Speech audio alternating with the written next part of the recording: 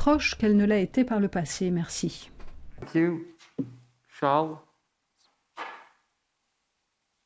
Merci. Oui, merci, merci Président. Je vais me passer des préliminaires qu'ont déjà mentionné mes prédécesseurs. Je souscris à tout ce qui vient d'être dit. Pour moi, le retrait de l'OTAN de l'Afghanistan met à nu à la fois les faiblesses, les manquements et les lacunes tant de l'Alliance Atlantique que de l'Union européenne. Tout nous invite à faire notre introspection en tant qu'Européens.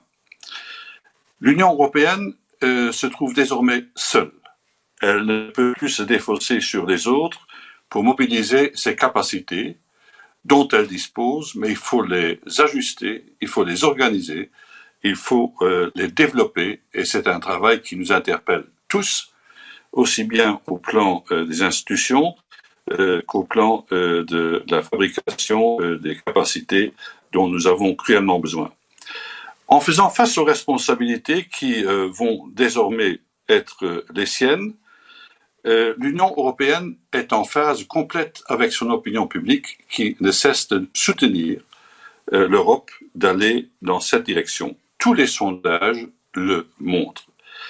S'agissant de la réponse à donner aux Afghans qui sont menacés de précarité, d'insécurité, de famine, de sous-développement, l'Union européenne, en tant que premier bailleur de fonds, dispose des moyens à mettre en œuvre pour répondre à tous ces défis.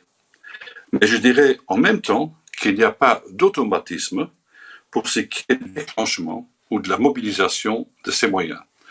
Je rappelle des principes élémentaires, notamment les talibans qui sont désormais les maîtres du jeu en Afghanistan n'ont plus seulement vocation à détruire, ils vont très vite s'apercevoir qu'ils ont avant tout une vocation à construire.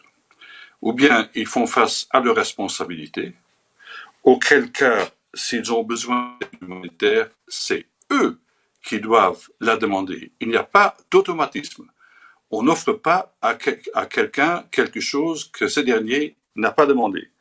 Et en ce qui concerne le développement, et je sais gré à tous les responsables de la Commission qui ont été très clairs en ce qui concerne le développement, il faut appliquer la conditionnalité.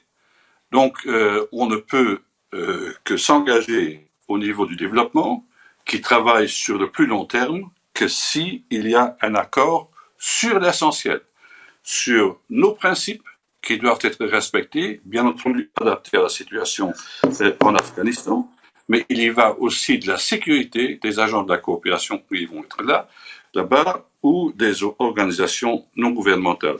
Je crois qu'il faut donc... oui, très bien, je m'arrête là.